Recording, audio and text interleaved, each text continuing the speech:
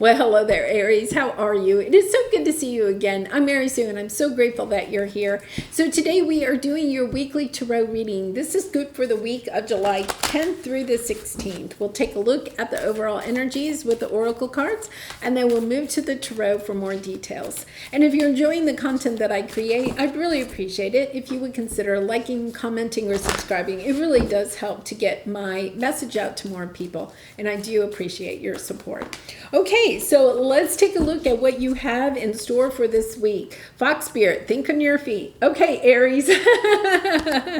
We are getting ready for the North Node to move into your sign of Aries. And, you know, I feel as if this is the number 27, and 2 plus 7, is 9. There's an energy where you are like at the end of something that has been long. And I feel as if you have this something, wow, beautiful energy. There's a change, an opportunity to make a change coming up. And I feel as if it's almost like it comes in, you have to take this opportunity quickly because it's here and gone, right? It's like, it's not sticking around for a long time. So this would be kind of like, say you went on vacation, right? And you're single, okay? And you go on vacation and, to some foreign place, I mean, just like not your hometown. Like you had to get on a plane or somewhere to go. And you're on vacation and you either meet or you see somebody that you are truly interested in and you've been looking for some time, right? It's kind of like, you know that you have to make a move while you're on vacation, like at that very moment, right? Or if you don't, you're getting on a plane and going home, and a good chance they're getting on a plane and going back to their house. And so it's kind of like this energy where, you're like ships passing in the night. And if you don't make your move, right, then the ship is gone. Your opportunity is gone. Yeah, it's kind of like a little bit like a movie. It's that energy of like being in a movie and being like on a city bus, right? And you see somebody and you're trying to get your courage up to say hello or something like that. And before you know it, they're getting off the bus and you haven't even said hello. It's about taking thinking on your feet, like not getting stuck in your head, seeing something that you want to investigate, learn more about, right? Whether it's a person or a situation or whatever. It's kind of like, this could even be like a house or something, like you're driving down the street and it's kind of like, oh my goodness, oh, there's a house for sale in that neighborhood, and you've been looking for a house for a while. But it's kind of like they're having an open house and there's a lot of people there. Like if you don't go in and maybe make an offer, you're going to lose out on the house. So let's go to the tarot. Let's see what you have here. You have 7 of Pentacles and you have courage. There's an energy here where, look, I didn't even notice this. Okay, you have the Judgment card and Ace of Cups on the bottom. There's an energy here where you have to make a crossroads decision, a spur of the moment. It's kind of like if you put an offer on the house, that is going to change your life, right? If you have the courage to have a conversation with a stranger that you're interested in, it could change your life. It's understanding you can't over assess this. It's almost like you just go for it. You listen to your gut and just go for it. Because if you spend too much time assessing and reassessing, okay, then you're going to get caught up in your head and you're not going to have the courage to take quick action. Quick action is needed here. Oh my goodness, this takes you into a completely new world. Look, something that is emotionally, okay, truly emotionally fulfilling for you, okay? Whether it's a love relationship, a job, a house, whatever it is, it's taking you out of a time where, life has been maybe a little bit turbulent. The waters have been a little bit rough, and all of a sudden you're going into calm waters because you're making this decision almost like instantly. Like, I have to take action on that. I can't sit here and wait. So let's take a look at your area of resistance. Yeah, the Strength card, and then a consciousness of lack. I feel like whatever has been holding you back in taking action, or whatever is holding you back when you see this person or see that house or whatever this is, or, you hear about a job opening at a company that you've been wanting to work at, right? But it's kind of like, well, I know, but I'm up for a promotion. You could get caught up in your head, talking yourself out of it. It's understanding, no, this is the opportunity of a lifetime. You take it. You don't think about it. Now, you have to listen to your gut, right? You have to make the decision. But I feel like one of the things that's holding you back is that you're concerned it's not going to work out, or it's going to cost too much money, or you don't deserve it, or you're getting all caught up in reassessing things in your life, just like kind of like spending so much time overthinking things. It's about having courage to understand that our decisions do make change in our life, but whether they turn out exactly the way we want them to or not, there is a lot of experience. There is always joy on every single path, right? There could also be heartbreak, but there's also joy. And if you don't take any action, if you just try to stay safe, okay, there's no joy. There may be no heartbreak, but there's also no joy.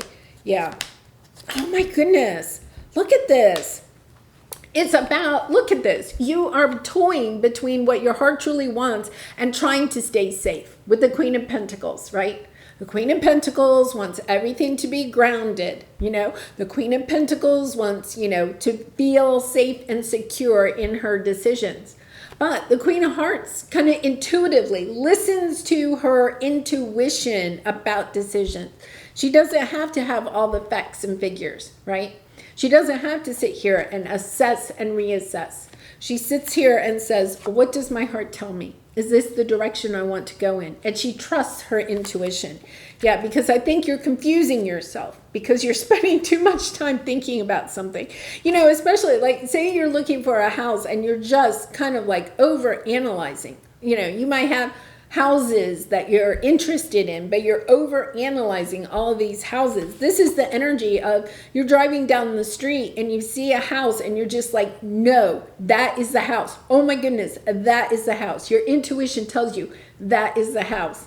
And it's like out of all of this confusion, all of a sudden you get this clarity, and it's about taking action on it. Same thing with people, with relationships, right? It could be that you've been dating a lot of people or looking to date people, right? And then all of a sudden you go on vacation and there's somebody there and you're like, oh my goodness, that is the person. I just know that's the person I'm supposed to be with. And then taking action on it, not just going back into regurgitating all of the reasonings why you should or should not. So now let's take a look at your advice. Look at this, the loving woman. This is the Empress energy, very much that intuitive energy, listening to your heart about what it is that you want in your life and bringing in like this sense of balance, because I feel like maybe you have been too much in your divine masculine.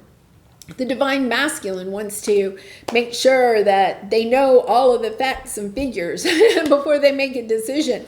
The Empress does not have to do that. She just listens to her intuition. She follows her gut.